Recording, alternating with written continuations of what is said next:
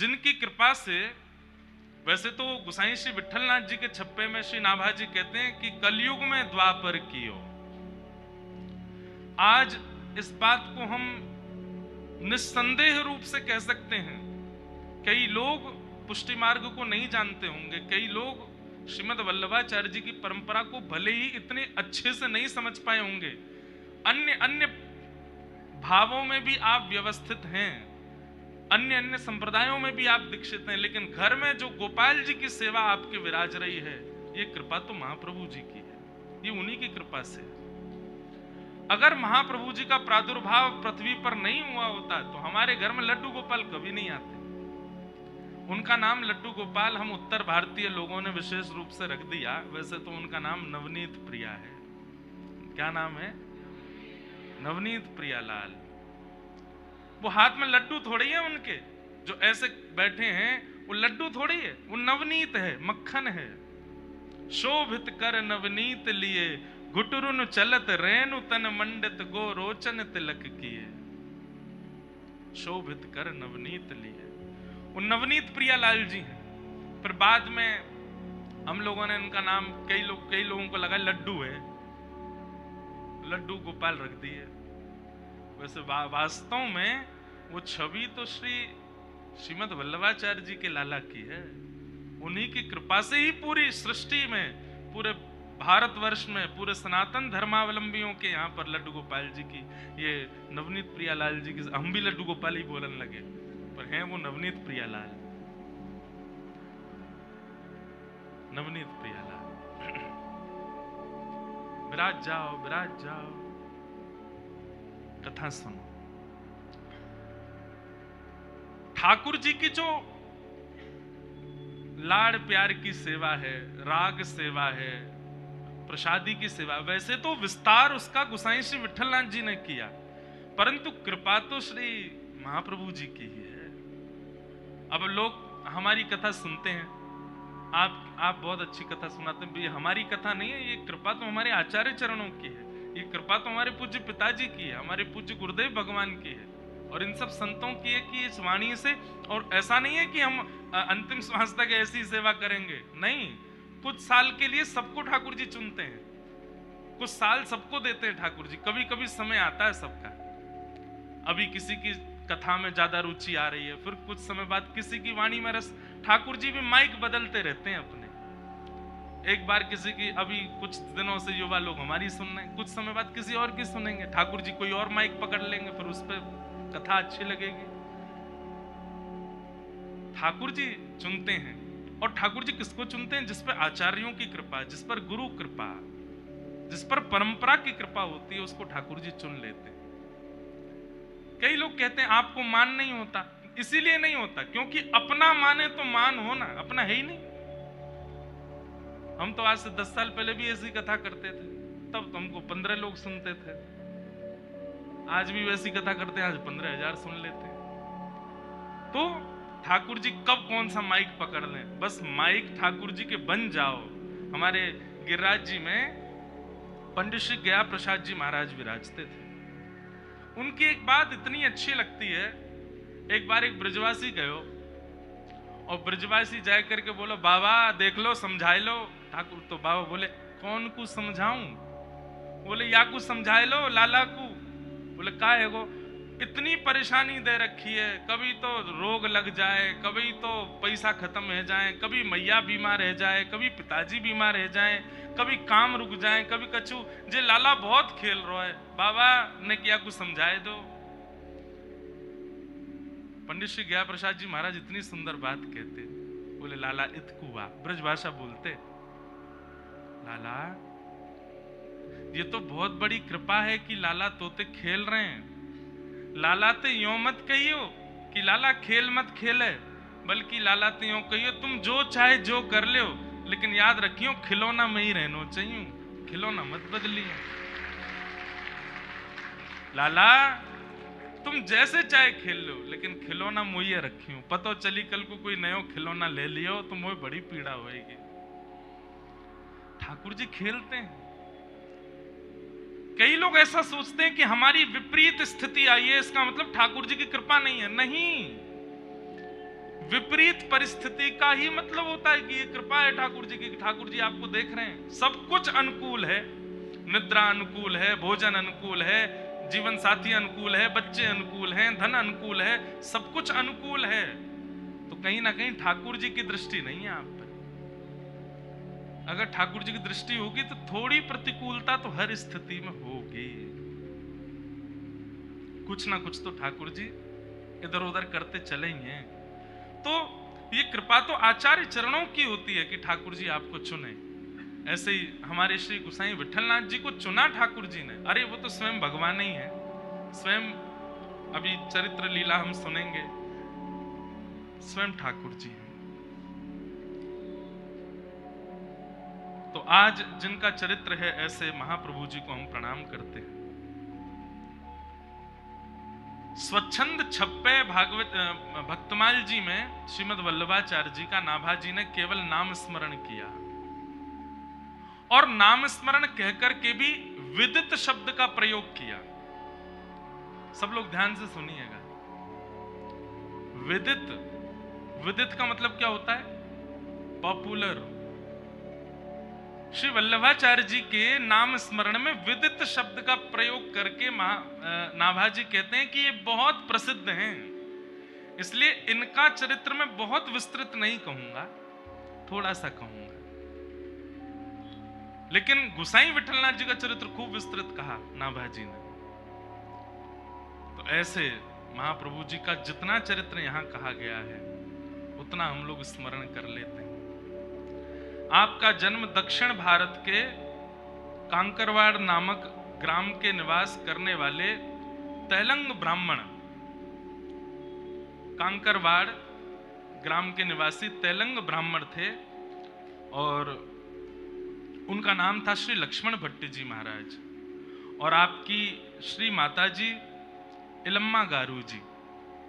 आप दोनों के यहाँ संतान रूप में साक्षात अग्निदेव, और वैसे हमारे ब्रज भाव में और पुष्टि मार्ग में भी कई जगह ऐसा सुनो है कि स्वयं श्री यशोदा जी, स्वयं श्री यशोदा मैया ही श्रीमद् वल्लभाचार्य जी के रूप में पधारी। इसीलिए पुष्टि मार्ग परंपरा में ठाकुर जी की सेवा पद्धति, सेवा भाव में लोल्य भाव है। लोल्य भाव मतलब लाला मानो उनको, और स्वयं मैया की भांति स्वयं वैसे उनकी सेवा करो। वैसे तो देखो, एक बात मैं आपको कहूं, सेवा पद्धति कैसी होनी चाहिए? सुबह ठाकुर जी की मंगला करो मैया के भाव से कि आप मैया हो, वो लाला है, और छोटे लाला के प्रति जितना वात्सल्य हो सके उतना वात्सल्य सुबह के समय ठाकुर जी की सेवा में रखो। श्रृंगार के समय भाव रखो गोपी भाव, जैसे गोपी वो ठाकुर जी के एक एक श्रृंगार को देखती है, कानन में कहा पहनो है, सिर पे कैसी पाग है, गले में कैसे कड़ू कंठा धारण किए हैं, चरणन में कैसे नूपुर हैं, कैसी कौंधनी पहनी है, कैसी पोशाक है, वहां को रंग कैसा, वहां में गोटा कैसा।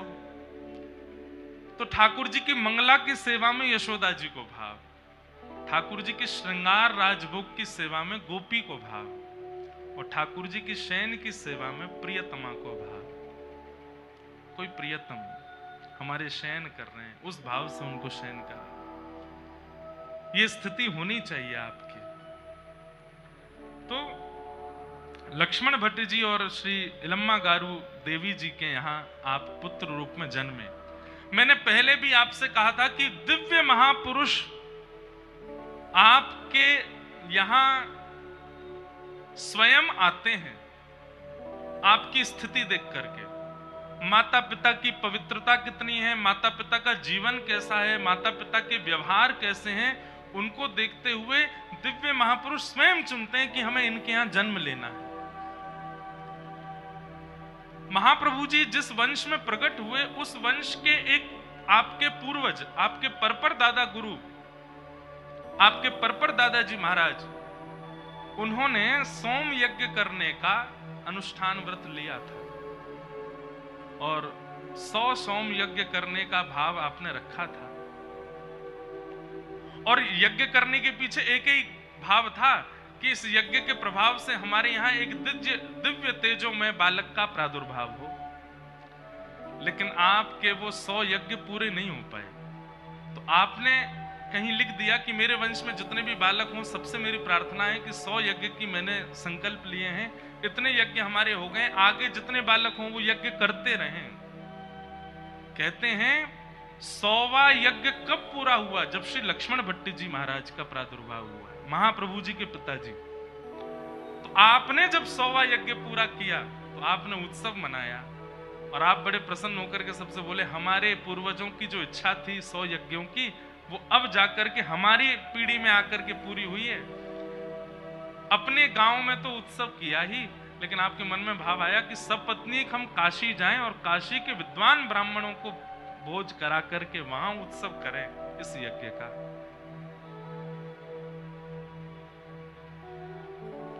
आप काशी के लिए निकले। जैसे ही आप काशी पहुंचे तो इलम्मा गारू जी जो आपकी गृहिणी हैं, वो उस समय सगर्भा थी।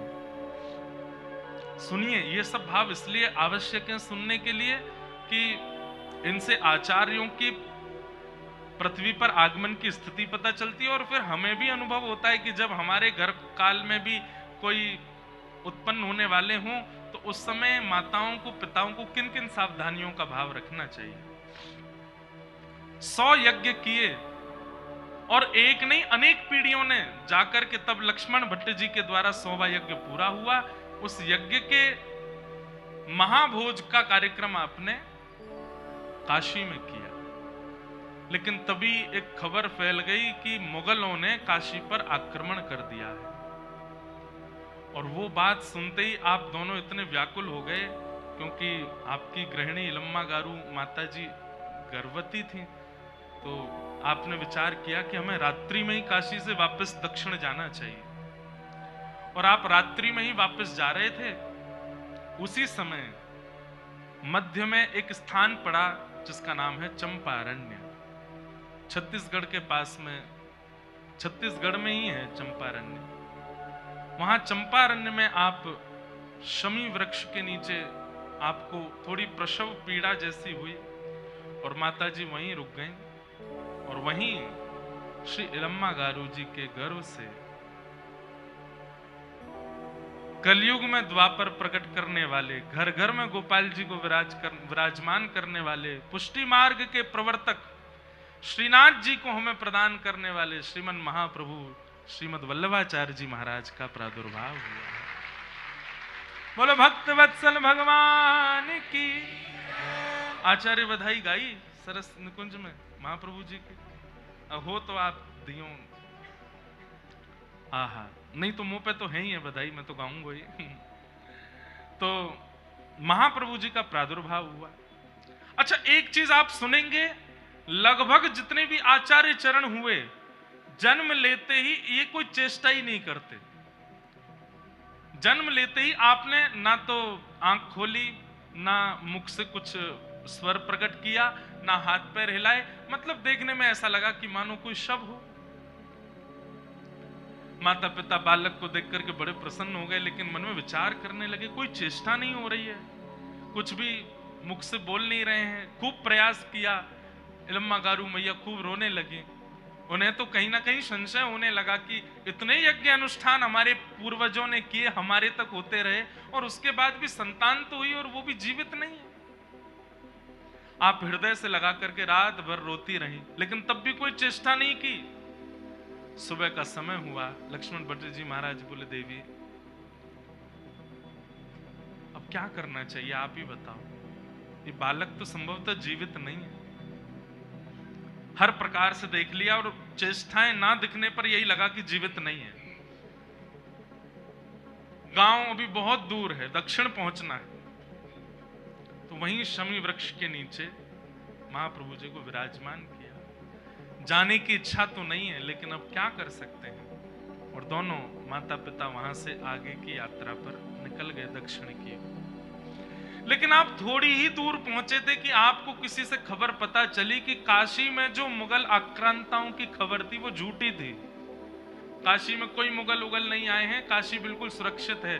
तब आपने विचार किया कि देखो, यज्ञ से उत्पन्न होने वाला बालक जो हमें प्राप्त हुआ वो तो भले ही जीवित नहीं है, लेकिन यज्ञ पूर्णाहुति पर हमको भोजन तो कराना ही है काशी में। तो आप दोनों वापस काशी के लिए गए। लम्मा गारू जी के मन में आया वहीं से ही चलें। लक्ष्मण भट्ट जी बोले देवी और कष्ट होगा, उस स्थान को देखोगी, वृक्ष को देखोगी और पीड़ा होगी, लेकिन माँ तो माँ है, नहीं वहीं से चलिए ना, एक बार मैं दूर से देख लूंगी। जैसे ही आप वहां से निकले तभी क्या देखते हैं कि समी वृक्ष के नीचे अद्भुत अग्नि प्रज्वलित हो रही है, और अग्नि देख करके आप दोनों भयभीत हो गए, ये अग्नि कैसे? और जैसे ही दौड़ करके जाकर के देखा तो चारों तरफ अग्नि का मानो जैसे एक पात्र हो, और उस पात्र के मध्य में श्रीमद् वल्लभाचार्य जी महाराज नेत्र भी खोल रहे हैं, किलकारी भी भर रहे हैं, अपने हाथ भी चला रहे हैं, चरण भी चला रहे हैं, जो एक बालक चेष्टा होती है वो सब चेष्टाओं का दर्शन। लक्ष्मण भट्ट जी तो प्रणाम करने लगे, बोले ये सामान्य बालक नहीं। कहते हैं क्या बोलते हैं उसको, जो बालक समय से पहले जन्म ले लेता है उसको प्रीमेच्योर बोलते हैं। महाप्रभु जी का भी अवतरण ऐसे ही हुआ, समय से पूर्व। तो इसलिए लक्ष्मण भट्ट जी बोले ये समय से पहले आए थे, इसलिए इनका ध्यान चल रहा था तुम्हारे गर्भ में। वो ध्यान कुछ दिन का अवशेष रह गया था, इसलिए जन्म लेते भी वो ध्यान में ही थे। अब वो ध्यान पूर्ण हुआ है। आप दोनों जैसे समीप गए अग्निदेव शांत हो गए, और नन्हे से श्रीमद् वल्लभाचार्य जी महाराज, भैया ये सामान्य नहीं है। हमारे श्री जी बाबा प्रकट हो गए गिरिराज जी में, और सद्दू पाने तक कह दे, बोले भोजन नहीं करूंगा। बोले कब तक नहीं करोगे? बोले जब तक वल्लभाचार्य जी नहीं आएंगे तब तक दूध ही पीऊंगा, पयो व्रत करूंगा। किसी भक्त ने भगवान के लिए व्रत किया ये तो सुना गया है, लेकिन ठाकुर जी भक्त के लिए व्रत कर रहे हैं ये आपको केवल महाप्रभु जी के चरित्र में सुनने को मिलेगा। हमारे श्री जी बाबा पयोव्रती रहे। अब उसको पयोव्रत कहते नहीं है, केवल दूध पीते थे। सद्दू पाने नाम के एक ब्रजवासी, उनकी खूब सारी गैया थी, और उन्हीं गैयाओं में एक गैया वो थी जो नंद बाबा की 9 लाख गैयाओं की ही वंशधर है। उसकी बेटी की बेटी की बेटी की बेटी की बेटी चली आई, उनमें से एक गैया सद्दू पाने के यहां थी। ठाकुर जी की संपत्ति है गैया। एक बात हमारी बहुत ध्यान से सुनिएगा, गऊ जो है ना ये ठाकुर जी की संपत्ति है। ये मान करके आप सेवा करोगे तो कभी गऊ अपराध नहीं बनेगा। आप अपना मान करके कभी कभी आप जीव दृष्टि रख लेते हैं, आप जानवर दृष्टि रख लेते हैं। गैया किसी की हो ही नहीं सकती, गैया तो केवल लाल जी की, ठाकुर जी की है। भैया ये जितनी गैया, ये यहाँ गैया भी बैठी है, गैया भी कथा सुन रही है इसमें। ऐसा पहलो पंडाल है जहाँ गैया भी श्रोता है, और चकाचक चारों खाते खाते कथा सुने। और एक भी दिन आपने नहीं सुना होगा कि रम्माई हो, अम्मा अम्मा कह रही हो, कछु कही हो, कुछ नहीं। आपकी आवाज आ जाएगी पर वो शांत चित्त होकर कथा सुनती है। गैया ठाकुर जी की संपत्ति है। वेद लक्षणा गैया कहीं ना कहीं नंद बाबा की 9 लाख गैयाओं की ही कोई ना कोई कहीं ना कहीं से, जैसे हमारे कहीं ना कहीं रिश्ते निकल जाते हैं, हमारी बुआ के, फूफा के, और जीजा जी के, भाभी के, लाला के और बहन के, और वैसे ऐसी जितनी वेद लक्षणा गैया हैं, जिनके कोठे उठे हुए हैं, जिनके गले में कंबल है, जिनके सुंदर यहाँ सींग हैं, ये कहीं ना कहीं ठाकुर जी की ही गैयाओं की वंशज हैं। सबरी वेद लक्षणा गैया। इसलिए भैया इनकी सेवा करो। तो सद्दू पानी की गैयान में एक गैया तो प्योर वंशज थी ठाकुर जी की।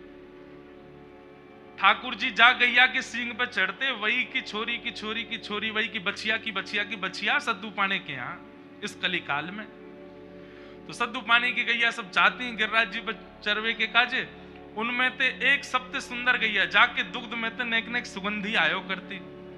वो गैया कहीं एकांत में जाए करके सबरो दूध बहाया वे अपनो, लौट करके शाम को जब हमें सद्दू पाने दूध निकारे तो वहां में दूध नहीं।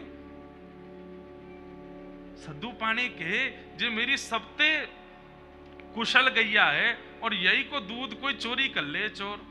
मैं कल पीछे जाऊंगा डंडा लेके, देखूं तो सही कौन दूध पीवे। सद्दू पानी पीछे पीछे गए तो क्या देखा, श्री गिरिराज जी के ऊपर एक विशेष स्थान, वहां पर वो गैया खड़े होकर के अपने थनों से संपूर्ण दुग्ध का बिना हाथ के स्पर्श के प्रवाह कर देती। सद्दू पानी ने दौड़ करके जाके देखा, कुछ शिलाओं को जब हटाया तभी क्या देखते हैं, ठाकुर जी की भुजा, श्रीनाथ जी की ये भुजा है। आपने जैसे ही भुजा देखी आप और निकालने लगे तो ठाकुर जी बोले कि अभी कुछ दिना बाद मेरो प्रादुर्भाव है जाएगो, अभी तुम मुंह को यहां से मत निकारो। और सुनो सद्दू पानी, जे मेरी गैया की ही लाली की लाली की लाली की लाली है, या हमारे जो मुंह दूध पिवावे आवे, तो तुम चिंता मत करियो। सब लोग हाथ की, ठाकुर जी के हस्तकमल की पूजा करते थे, पूरे सब ब्रजवासी जा जा करके। फिर पावन दिवस आया और एक दिन श्रीनाथ जी का सुंदर स्वरूप श्री गिरिराज जी से प्रकट हो गया। और जब वह स्वरूप प्रकट हुआ, सद्दू पानी गए, बोले जय जय, आपको कहाँ पवाऊं, कहाँ भोग लेके आऊं, आप आज हमारे घर ठाकुर जी पधारे हैं, हमारे ब्रज में ठाकुर जी प्रकट में। ठाकुर जी बोले मैं तो केवल दूध पीऊंगा, तेरी लाली है वह तो कह दे रोज मुंह को दूध कोई भोग लगाया करेगी, अन्न तो मैं तब पाऊंगो जब श्रीमद वल्लभाचार्य जी महाराज ब्रज आएंगे और आकर के मुंह को अपने अंक से लगावेंगे, और वही जब मेरा भोग लगावेंगे तभी मैं अन्न पाऊंगा, नहीं तब तक केवल दूध पान करूंगा। तो इसको अगर पयोव्रत कह दिया जाए तो कोई अतिशयोक्ति नहीं कि श्रीजी बाबा ने वल्लभाचार्य जी के लिए पयोव्रत किया, कि जैसे हम व्रत कर रहे हैं, कोई सोमवार को व्रत कर रहे हो कि सुंदर पति मिले, कोई बृहस्पतिवार को व्रत कर रहे हो कि हमारे ये हो, कई शिष्यगण वैसे व्रत करते हैं कि हमारे घर गुरुजी आ जाएं, ऐसे ही ठाकुर जी ने व्रत किया हो पय का, दूध का, कि श्रीमद वल्लभाचार्य जी व्रज पधारे। वही वल्लभाचार्य जी का आज यहाँ प्रादुर्भाव हुआ। एक बधाई तो गाई लें महाप्रभु जी के प्राकट्य की। हमारे पुष्टि मार्ग के आचार्य चरण गाते हैं, हाँ हाँ,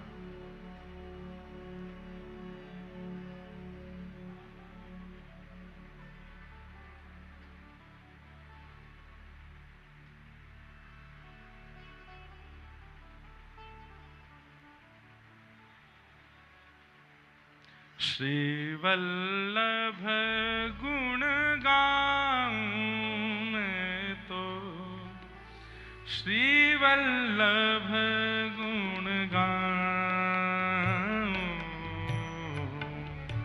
श्री वल्लभ गुण गाऊं मैं तो, श्री वल्लभ गुण गाऊं। हे प्रगट भय श्री लक्ष्मण नंदन, प्रगट भय श्री लक्ष्मण नंदन, प्रगट गाइए,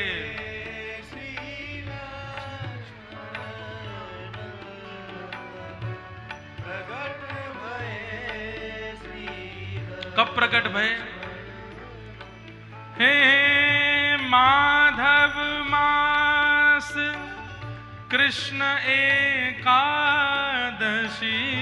माधव मास कृष्ण एकादशी,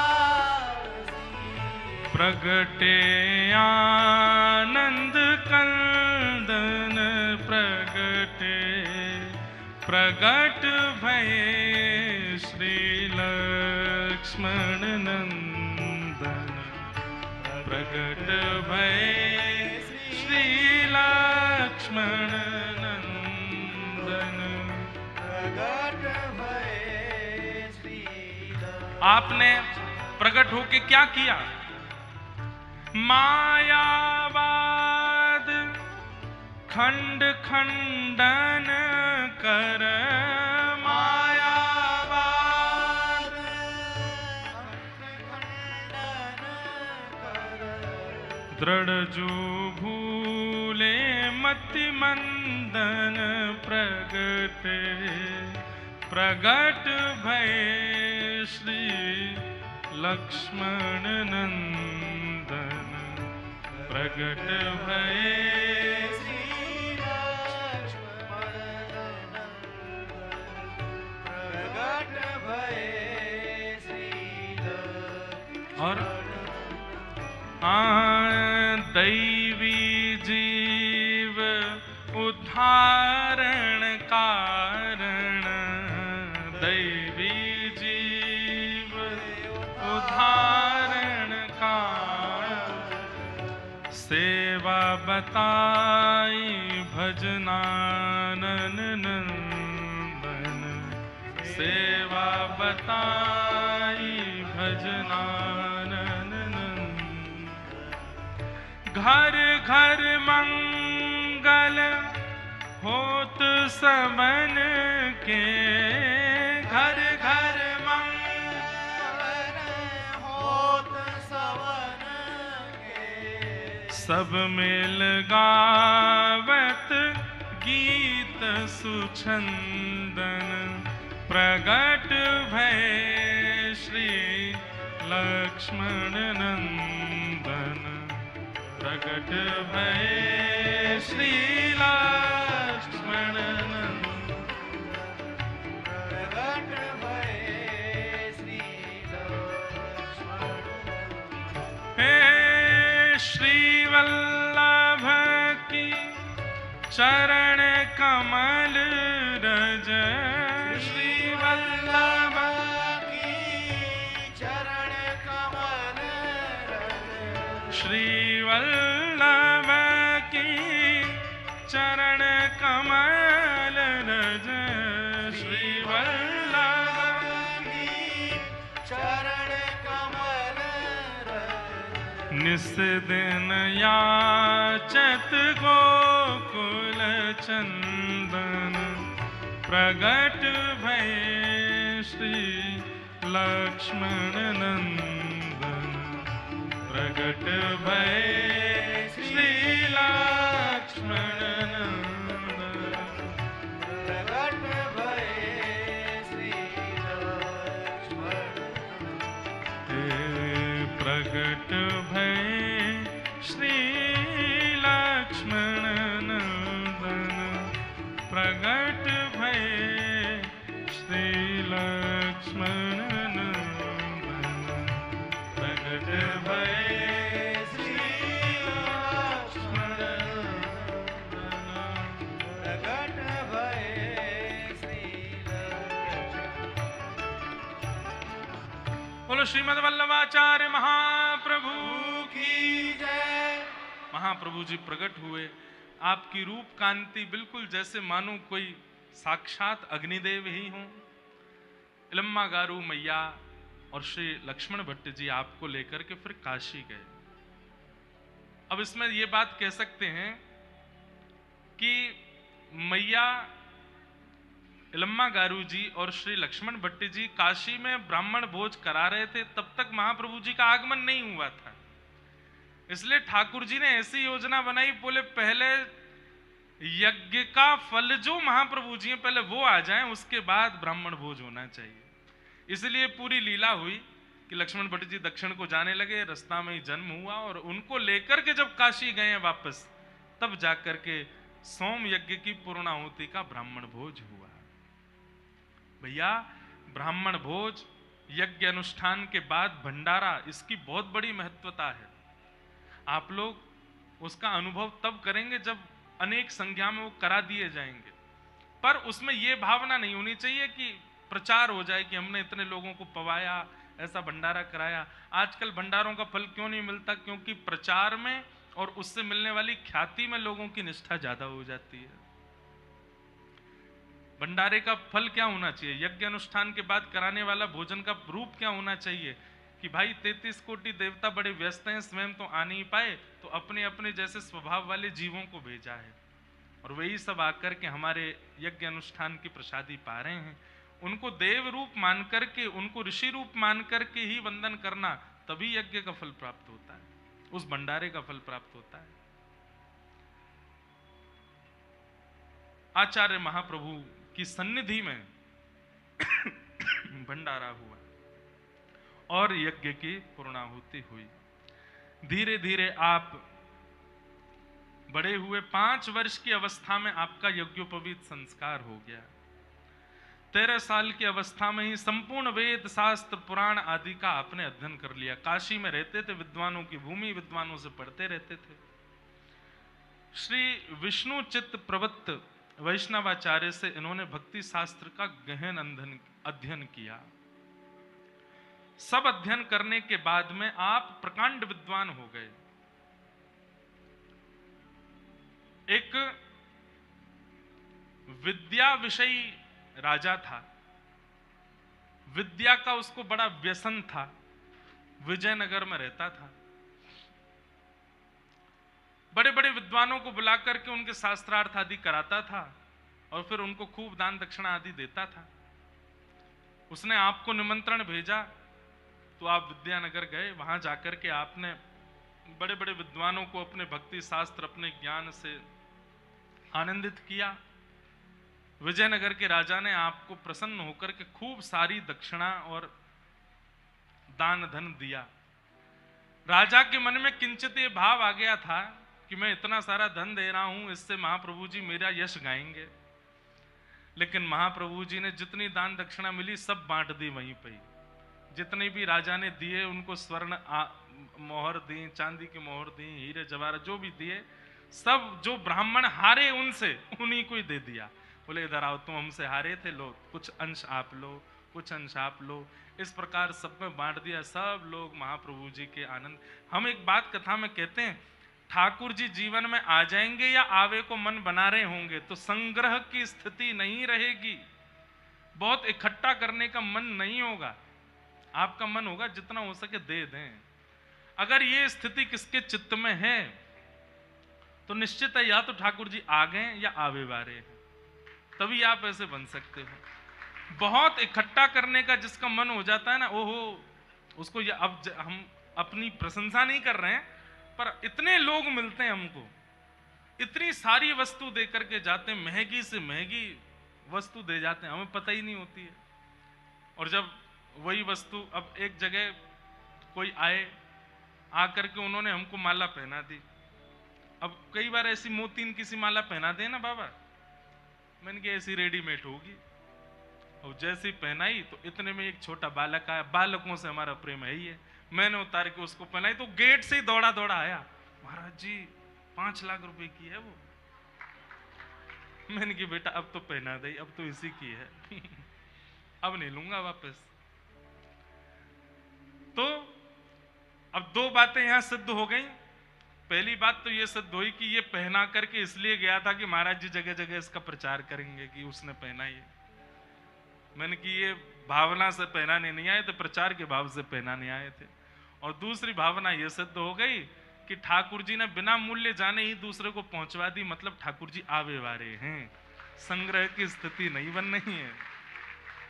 और आवे वारे कहां आ ही गए, ये प्रत्यक्ष है महाराज, इनको आप नेक्सस मत जानियो। हमने तो इनके बड़े दिव्य चमत्कार देखे हैं और कईयों ने अनुभव किए हैं। अब ये तो अद्भुत है, कैसी कैसी लीला करें। एक बार एक लीला सुना दूं, वैसे तो अंतरंग लीला लेकिन सुना दूं। एक बार एक बहन जी आई कथा में। उन बहन जी की प्रबल इच्छा हो गई कि हमको व्यास जी से ब्याह करना है। तो बोले अब क्या करें। तो हमने कथा में कहा कि कल ठाकुर जी आएंगे कथा में, कल गिरधर लाल जी आएंगे, कल 56 भोग है। अमूमन कथाओं में 56 भोग वाले दिन ठाकुर जी आते हैं। तो उन बहन जी ने मन बना लिया अगर मेरी और लाल जी की पोशाक एक हुई, एक से रंग हुए, तो मैं मान जाऊंगी कि लाल जी संकेत कर रहे हैं कि नहीं इन्हीं व्यास जी से ही करो। तो अब मुझे तो पता नहीं था उन्ना कुछ ऐसा भाव। उस दिन लाल जी ने नीला थाड़ा वस्त्र पहना, पीली पोशाक पहनी। और वो बहन जी भी सोच रही होंगी कि आज नीली पटका और हम भी वैसे ही पहन के जाएं, वही पीली पोशाक और नीला पटका। अब वो आके बैठ गई कथा में। ये बाद में उन्होंने पत्र में लिखा इसलिए मुझे पता है। अब जैसे ही लाल जी के कपाट खुले वो तो रोवे सो रोवे, मेरे प्राणनाथ मेरे जीवन धन, अब मुझे स्वीकार करो। मैंने कि भैया जी क्या हुआ? तो वो रोवे सो रोवे। अब भावुक लोग भी तो आते हैं कथा में। तो मैंने कि बेचारी देखो लाल जी को देख कैसी रो रही है, गिर गिर जा रही है बेचारी। फिर उन्होंने एक पत्र भिजवाया, तो पढ़ लेता हूं मैं कभी कभी, जो लोगों की जिज्ञासा आती है, कईयों के भाव आते हैं सब। जैसे ही मैं पढ़ा, वो पहले ही दिनांक लिखा था एक रात पहले का, कि इस दिनांक को मैं ये पत्र लिख रही हूं और कल मैं पीली पोशाक पहन के उस पर नीला ये पहन के जाऊंगी। अगर लाल जी यही पहन के आए तो मैं मान जाऊंगी कि लाल जी की आज्ञा है कि तुम व्यास जी का ही वर्ण करो। मैंने कि लाल जी ये कैसी लीला करते हो आप? अंदर आकर के कक्ष में तो देखे तो लाल जी मंद मंद मुस्कुरा रहे थे। बोले आनंद आ गए हो, आज आनंद आया हो। तो ऐसे हमारे लाल जी बहुत उधम करते हैं, खूब आनंद करवा दें। जन कौन कौन के हृदय में कैसी कैसी भावना प्रकट करवा दें। तो हमने अच्छी अच्छी लीलाएं तो सब जगह सुनाई है कि कैसे कैसे, पर ये कभी कभी बड़े उधमी भी हैं, बहुत उधम मचाते हैं, ऐसी योजनाएं बनवा देते हैं। सब भाव हैं इनके। तो संग्रह की स्थिति नहीं होती जब ठाकुर जी जीवन में आ जाते हैं। तो महाप्रभु जी को जितनी भी वहां पर सब प्राप्त हुई सबको बांटे आए। राजा इतना इतना समर्पित हो गया महाप्रभु जी के चरणों में, उसने महाप्रभु जी को बिठाया और सब आचार्य बड़े बड़े संत थे, सबसे कहा इनका अभिषेक करो और इनका कोई दिव्य इनको उपाधि दीजिए।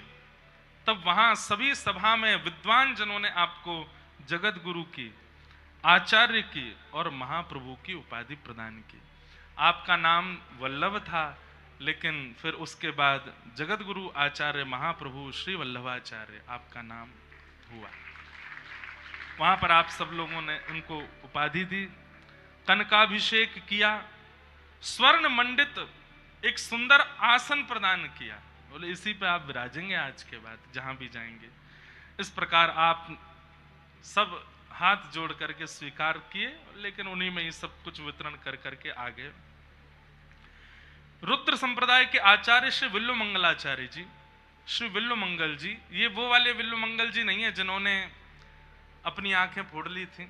एक विल्लु मंगल जी का चरित्र आता है, कृष्ण करणामृत ग्रंथ जिन्होंने लिखा, उनके विल्लु मंगल जी का एक श्लोक मैं हर कथा में बोलता हूं अपने मंगलाचरण में।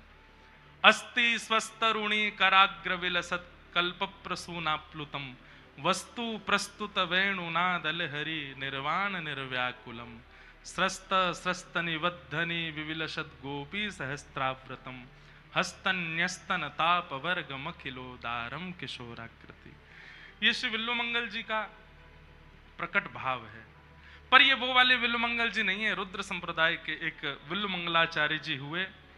आपने प्रकट होकर के श्रीमद वल्लभाचार्य जी को अष्टाक्षर मंत्र और गोपाल मंत्र की दीक्षा देकर के संप्रदाय का रहस्य बताया, और संप्रदाय रहस्य बता करके आपकी दीक्षा परंपरा तो श्री विष्णु स्वामी परंपरा है, पर आचार्य चरण महाप्रभु जी की विद्वत्ता और उनका जो भाव था उसको देख करके आपने पुष्टि मार्ग प्रवर्तक के रूप में उनको चुना, और उसके बाद संप्रदाय का नाम ही श्री वल्लभ संप्रदाय हो गया, पुष्टि मार्ग हो गया, पुष्टि संप्रदाय हो गया।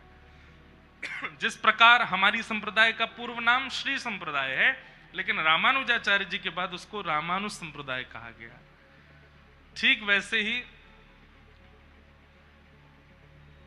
अनेक संप्रदायों के पूर्ववर्ती नाम अलग अलग हैं, पर फिर आचार्य चरणों की प्रधानता के कारण उस पूरी परंपरा का नाम उन आचार्यों के नाम से, तो श्री वल्लभ संप्रदाय, पुष्टि मार्ग आदि आदि नाम इस संप्रदाय के आगे हुए। आप वापस काशी गए, काशी जाकर के आपने कई ग्रंथों का निर्माण किया। आपके मन में इच्छा हुई श्री बद्रीनाथ भगवान के दर्शन के करने की, तो आप उत्तर भारत की यात्रा पर श्री बद्रीनाथ गए। बद्रीनाथ में जाकर के जैसे ही आप श्री बद्री भगवान को प्रणाम करने लगे, इतने में ही देखते हैं कि दो दिव्य पुरुष मंदिर से निकल करके आए और इन्हें प्रणाम करने लगे। उनमें से एक थे श्री नारद जी महाराज और दूसरे थे श्री श्री उद्धव जी महाराज, और आप दोनों इनको वंदन करने लगे। महाप्रभु जी के उनके साथ में प्रत्यक्ष प्रकट होकर के उनके साथ में संवाद हुआ। पुष्टि मार्ग संप्रदाय के कई भाव आपने वहां से चुने और भागवत जी का एक सप्ताह वहां पारायण किया। महाप्रभु जी ने भारत में जहां कहीं भी भागवत जी के पाठ किए वहीं बैठक जी विराजमान हो गए। इसलिए आप कभी कभी जाएंगे तो वहां लोग आपको कहते मिलेंगे श्री महाप्रभु जी की बैठक है यहाँ पर। जैसे आप काशी जाओगे वहां भी बैठक जी हैं, इधर भी बैठक जी हैं, उधर कहीं भी जाएंगे दक्षिण तक में भी आपको बैठक जी के दर्शन होंगे। और वहां बैठक जी में गादी जी का ही श्रृंगार और उन्हीं पर ही पूर्ण वल्लभ कुली तिलक और आदि आदि करके झारी बंटा आदि सब पधरा करके उनकी सेवा होती है। वहां बैठ करके महाप्रभु जी ने सप्ताह पारायण किया, इसलिए वो बैठक जी विराजमान हुई। चित्रकूट में आपने वाल्मीकि रामायण का पाठ किया, कितनी सुंदर लीला है। वाल्मीकि रामायण का पाठ किया चित्रकूट में, तो वहां पर आपने ठाकुर जी का आवाहन किया तो साक्षात राघवेंद्र सरकार प्रकट हो गए और प्रकट होकर के कहा कि पाठ आपने हमको सुनाया है, अब प्रसाद भी दीजिए कथा का। तो आपने केले का भोग दिया, तो सामने बैठ करके राम जी ने केला पाया, एक केले का भोग पाया। महाप्रभु जी के चरित्र में आपको एक बहुत अद्भुतता दिखेगी। आपने बहुत विस्तृत सेवा नहीं की, सूक्ष्म सेवा की, पर उस सूक्ष्म सेवा को भी ठाकुर जी ने ऐसे स्वीकार किया जैसे कोई मणिमाणिक दे रहा हो। अभी आप सुनेंगे कि श्रीनाथ जी भी जब ठाकुर जी प्राप्त हो गए, महाप्रभु जी ने उनके श्रृंगार राग भोग में भी विशेष भाव प्रस्तुत नहीं किए। उन्होंने कहा कि पहले आपका प्रचार करने के लिए हमको ग्रंथ लिखने, इसलिए हम बहुत विस्तृत सेवा नहीं कर सकते अभी। ठाकुर जी बोले तुम जितनी करोगे उतनी में मुझको आनंद है। कई बार हमारा प्रेमी जब सन्मुख होता है ना, अप्रेमी जब सामने होता है तो उससे हम याचना करते हैं ये भी दो वो भी दो, ये दोगे तो करूंगा, ये नहीं करोगे तो नहीं करूंगा। लेकिन अत्यंत प्रेमी होता है ना, उसे हम तुम पानी पिला दो, उसमें ही हम तो बिक जाएंगे, तुम तो जो चाहो दे दो। तेरे फूलों से भी प्यार, तेरे कांटों से भी प्यार, तू जो भी देना चाहे दे दे मेरे करतार, तेरे फूलों से भी प्यार।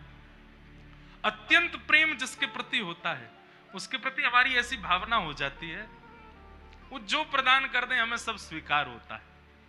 ऐसे ही आचार्य महाप्रभु जी जो प्रस्तुत करते ठाकुर जी उसको सहर्ष स्वीकार करते, सहर्ष हृदय से लगाते। आप विवाह के इच्छुक नहीं थे, विवाह नहीं कर रहे थे, यात्राएं कर रहे थे, धर्म प्रचार में लगे हुए थे, और तभी आप प्रस्थान किए महाराष्ट्र में विराजमान श्री पंढरीनाथ भगवान। पंढरपुर में श्री चंद्रभागा नदी जी के तट पर आप विराजमान होकर के भागवत जी के सुंदर भावों का पाठ कर रहे थे, अवलोकन कर रहे थे, दर्शन कर रहे थे। आचार्य महाप्रभु जी के इस भाव से श्रीमद् वल्लभाचार्य जी अत्यंत प्रसन्न हो गए और आचार्य चरणों ने प्रसन्न होकर के मन में भाव रखा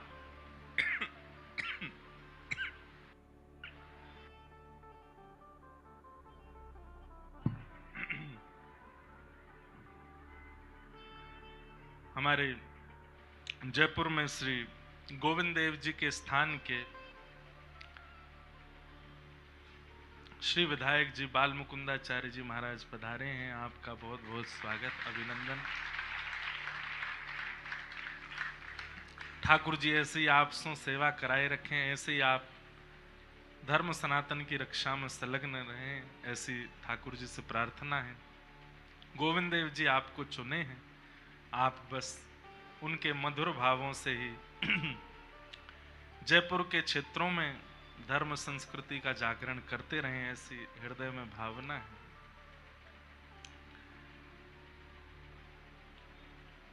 क्या निवेदन कर रहे थे हम? पंढरपुर गए महाप्रभु जी आप वहां बैठ करके सुंदर दिव्य पाठ कर रहे थे भागवत जी का, इतने में ही क्या देखते हैं सुंदर चंदन की सुगंधी आ रही है।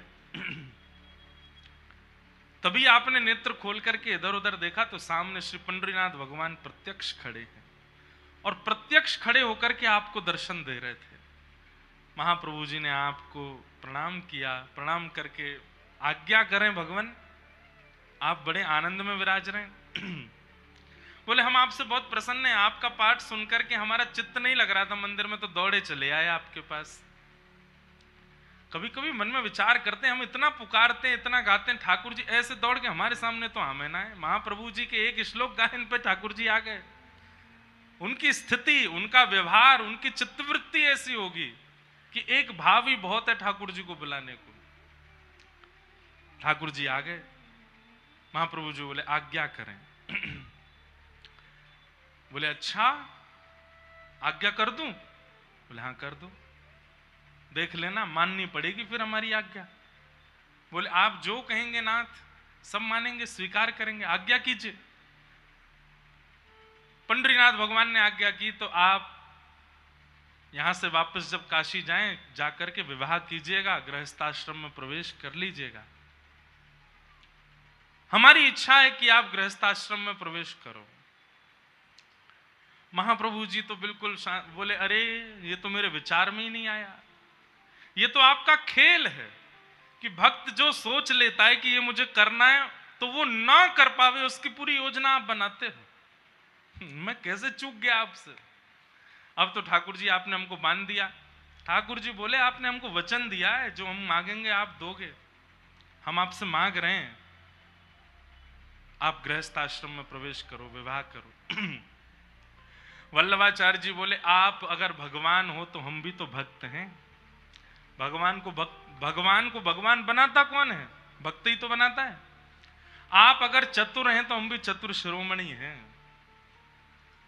नाथ आपकी इच्छा पूरी मैं करूंगा, लेकिन बदले में मुझे भी कुछ चाहिए। पंडरीनाथ भगवान बोले ये तो हमारी बात नहीं हुई थी। तो बोले आपने भी आज्ञा करने से पहले थोड़ी बता दिया था कि गृहस्थाश्रम में, अब तो सब बात हो गई, अब तो यही होगा। मैं आपकी इच्छा पूरी करूंगा, आप मेरी इच्छा पूरी करो। ठाकुर जी बोले क्या इच्छा है? बोले आपके कहने से विवाह मैं कर लूंगा, लेकिन पुत्र रूप में आप ही मेरे यहां आओगे तो ही विवाह करूंगा। पंडरीनाथ भगवान प्रसन्न भी हो गए और चिंतित भी हो गए, अब क्या करूं।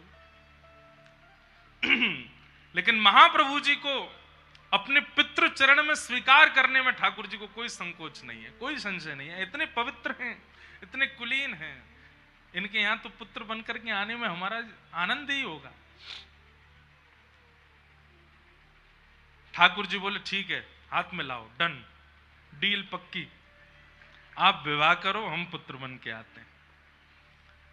और श्री विट्ठल भगवान की आज्ञा से महाप्रभु श्रीमद वल्लभाचार्य जी महाराज लौट करके आए और काशी के ही श्री देव भट्ट जी की कन्या, उनके साथ में विधिवत आपका विवाह संपन्न हुआ। किसी कार्य को आप करते हैं तो उस कार्य का लक्ष्य यदि भगवत प्राप्ति है तो वो कार्य कैसा भी हो सुंदर ही हो जाएगा। चाहे वो विवाह का हो, चाहे वो संतान प्राप्ति का हो, चाहे वो धन की प्राप्ति का हो।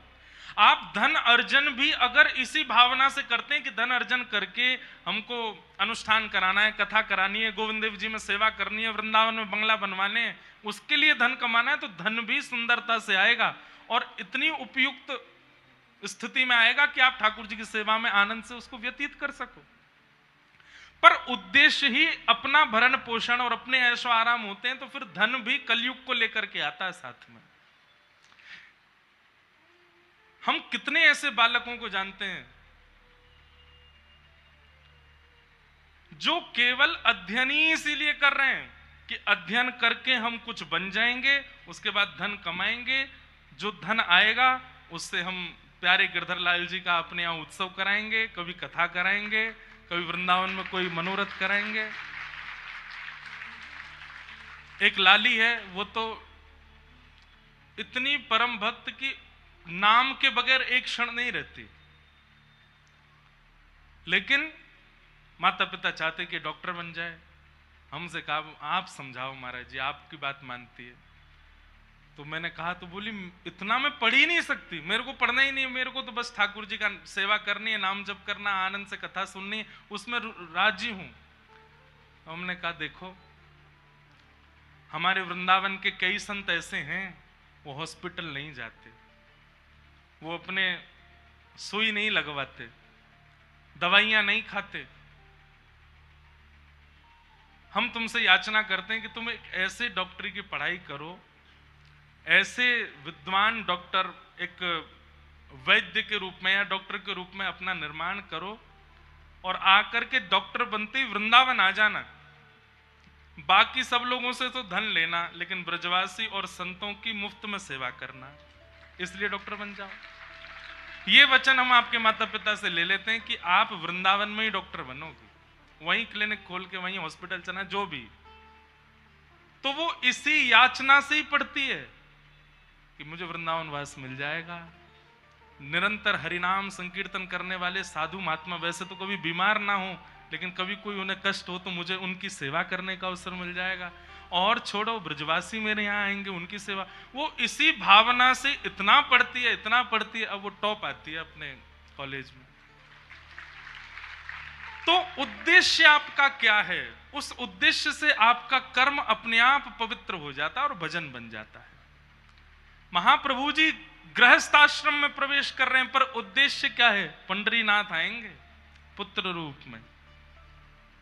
आपका विवाह हुआ, विवाह करने के पश्चात आप जगह जगह आपके पड़ाव होते थे।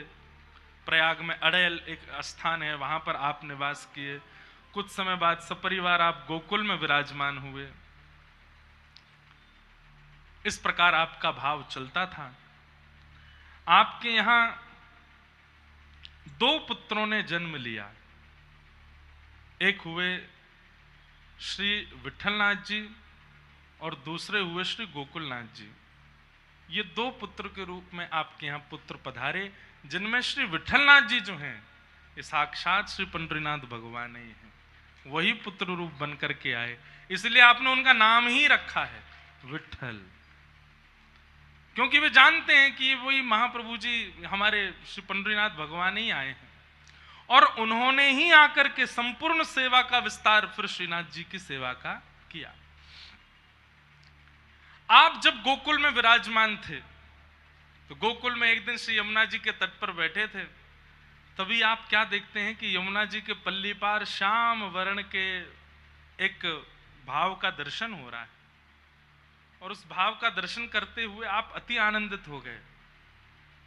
रूप माधुरी कैसी है? वरहा पीड़म नटवर वपु कर्णयो कर्णकारम विभ्रदवासः कनक कपिसं वैजयन्तीं च मालाम् रन्ध्रान् वेणो अधर सुधया पूरयन् गोपवृन्दैः वृन्दारण्यं स्वपदरमणं प्राविशद गीत कीर्ति।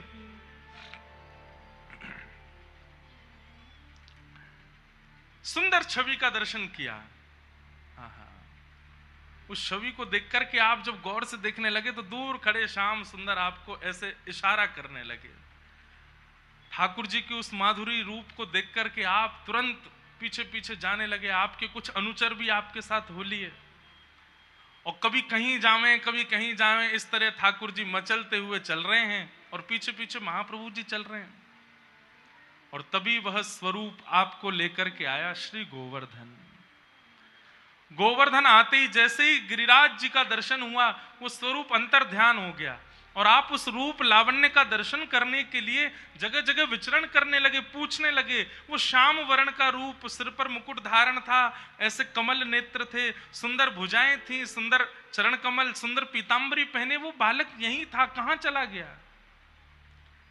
पूछते पूछते सबसे जैसे ही आप आन्योर पहुंचे, आन्योर में सद्दू पाने को पहले ही श्रीनाथ जी कह चुके थे, जब तक श्रीमद वल्लभाचार्य जी नहीं आएंगे तब तक दूध पीऊंगा मैं, और जब वल्लभाचार्य जी महाराज आएंगे वही आकर के मुंह को भोजन पवाएंगे तभी प्रसाद पाऊंगा। आप पूछते पूछते जैसे ही पहुंचे तो आपके कुछ अनुचर आगे आगे चल रहे थे। अब संत महापुरुषों को देख करके उस समय में लोग घरों से बाहर आते, दंडवत करते। सद्दू पाणी जी ने पूछा कि आचार्य चरण कौन है, ये हमारे ब्रज में पहली बार दर्शन दे रहे हैं। तब किसी ने कह दिया, बोले अरे इन्हें नहीं जानते, ये साक्षात अग्नि स्वरूप श्रीमन महाप्रभु श्रीमद वल्लभाचार्य जी महाराज हैं। वल्लभाचार्य जी को नाम सुनते ही तो सद्दू पाणी तो, अरे जे तो हमारे लाला इनकी प्रतीक्षा कर रहे हैं। सद्दू पाणी दौड़ करके गए, चरणों से लिपट गए, बोले हे महाप्रभु जी कृपा करो कृपा करो। महाप्रभु जी बोले क्या बात है? बोले पूरी वृत्तांत बताए, मेरी गैया रोज जायो करती, वाके दूध अपने आप थनते गिर जाए थे, और वहां से एक स्वरूप प्रकट भयो, ऐसे खड़ो है लाला, जे भुजा ऊपर है दूसरी भुजा कमर पर है, नीचे देख रहा है। और बाबा मैं कहा बताऊं, वो तो खेल है ब्रजवासी के संग, ऊपर गिरिराज जी में डोले, और कॉपीन पहन करके कभी यहाँ को उछले कभी वहां को उछले, कभी कभी तो देवता बन के दर्शन दे, कभी कभी डोल तो डोले सबन के संग। मेरी छोरी के संग खेल है, खूब सारे गांव के बालकन के संग खेल है, लेकिन कछु ना पावे, केवल दूध पीवे। और यूं के जब मेरे महाप्रभु जी आएंगे तब पाऊंगा। सुनते ही महाप्रभु जी के नेत्र सजल हो गए, कहाँ हैं ठाकुर जी? बोले अभी खेल रहे हैं ऊपर बालकन के, इसी कलिकाल में ब्रजवासी बालकों के साथ खेल रहे हैं श्रीनाथ जी। सद्दू पाणी गिरिराज जी के समीप जाकर के जैसे ही आवाज लगावे, अरे लाला देखो, अरे जय जय देखो, आपके महाप्रभु जी आ गए हैं। और तभी आप श्री गिरिराज जी के ऊपर से नीचे देखते हैं, श्रीनाथ जी ने पहली बार महाप्रभु जी को देखा। महाप्रभु जी पहली बार श्रीनाथ जी को देख रहे हैं। यहाँ महाप्रभु जी के नेत्र सजल हो गए, वहां श्रीनाथ जी के नेत्र सजल हो गए। ऊपर से महाप्रभु जी दौड़े हैं नीचे, ऊपर से ठाकुर जी दौड़े नीचे को, नीचे से नेक महाप्रभु जी ऊपर गए, और बीच में ही जाए करके महाप्रभु जी को गाढ़ आलिंगन श्रीनाथ जी ने अपने अंग से किया, और मानो इस भाव से कियो हो मेरी मैया आ गई। श्री यशोदा जी के अवतार माने जाते हैं ना, मेरी मैया आ गई। आज भी वो छवि देखने को मिलती है सब जगह। श्री गिरिराज जी हैं और गिरिराज जी पर श्रीनाथ जी ऐसे महाप्रभु जी को अपने हृदय से लगा रहे हैं।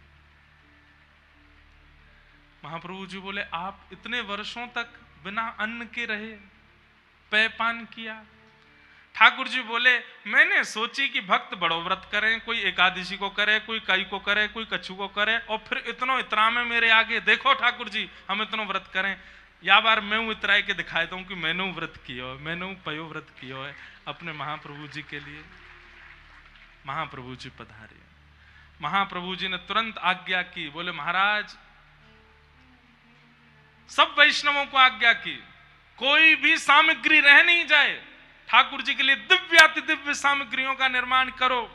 मुंह पर पट्टा बांध करके शुद्ध सामग्रियां ले ले करके पूरी गिरिराज जी की तलेटी में भट्टी लगी हैं, बड़े बड़े कढ़ैया लगे, कहीं मोहनथार बन रही है, कहीं मेवा बन रहे हैं, कहीं बाटी बन रही है, कहीं कहीं चंद्रकला बन रही है, कहीं कछु बन रहा है, सब बना रहे हैं।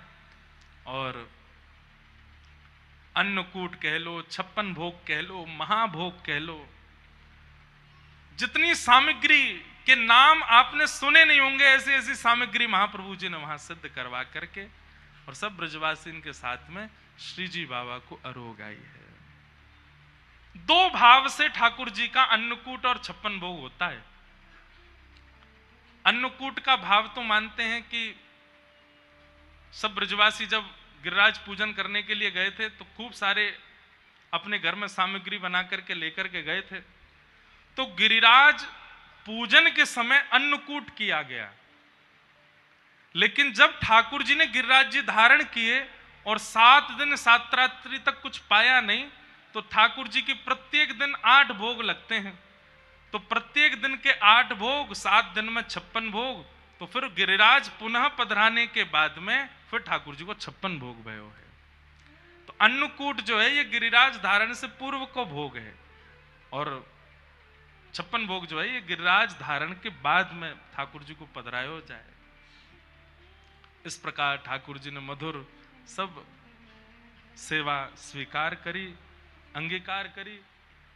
आप श्री जगन्नाथपुरी गए। अब देखो महाप्रभु जी अभी भी हमारे संग ही हैं। चैतन्य महाप्रभु का कल विषय विश्राम हुआ, लेकिन अभी भी महाप्रभु जी संग ही हैं। आप श्री जगन्नाथपुरी, जय हो बाबा की, आप श्री जगन्नाथपुरी गए और जैसे ही आप जगन्नाथपुरी पहुंचे, वहां आपने सुना कि श्री कृष्ण चैतन्य महाप्रभु यहां विराजमान हैं। अब यहां दो भाव आते हैं। एक भाव तो यह आता है कि चैतन्य महाप्रभु जी ने वल्लभाचार्य महाप्रभु जी का दर्शन पहले काशी में किया, और दूसरा भाव यह आता है कि महाप्रभु जी जगन्नाथ यात्रा पर गए थे, तब उन्होंने चैतन्य महाप्रभु से पहली भेंट की। अब जहां भी भेंट भई हो, भेंट भई, हमें तो इतना सुनना है। तो श्री बहुत सुंदर लीला है, ध्यान से सुनिएगा। जब पहली बार महाप्रभु जी और श्री चैतन्य महाप्रभु और श्री वल्लभाचार्य महाप्रभु मिले, दोनों ने एक दूसरे का आलिंगन किया। आलिंगन करके आप दोनों विराजमान हुए। श्री चैतन्य महाप्रभु जब भी कोई आचार्य चरण को देखते थे, सब शिष्य परिकरों को कहते, अब भाई उन्माद नृत्य करो, कीर्तन करो, आचार्य चरण आए हैं। आपने ऐसा नृत्य किया, ऐसा नृत्य किया। पहले तो श्रीमद् वल्लभाचार्य जी महाराज बैठे रहे, आचार्य चरण संकोच में उठे नहीं, लेकिन महाप्रभु जी के दिव्य नृत्य को देख करके श्री आचार्य चरण स्वयं को रोक नहीं पाए और स्वयं भी आसन से उठ करके खड़े भये और महाप्रभु जी के साथ जैसे भुजा उठा करके श्री चैतन्य महाप्रभु नृत्य करते हैं, ऐसे आचार्य चरण श्री वल्लभाचार्य जी महाराज भी नृत्य करने लगे। और दोनों के उस उन्माद नृत्य को देख करके वहां जितने जीव थे, सुनो एक बात, जितने जीव थे उनकी तो छोड़ो, कलयुग घबरा गया। बोले मेरा अंत आ गया। अब बोले क्यों? चैतन्य महाप्रभु और श्रीमद् वल्लभाचार्य महाप्रभु दोनों मिल गए। अब ये दोनों मिलकर के सब जीवों का उद्धार कर देंगे।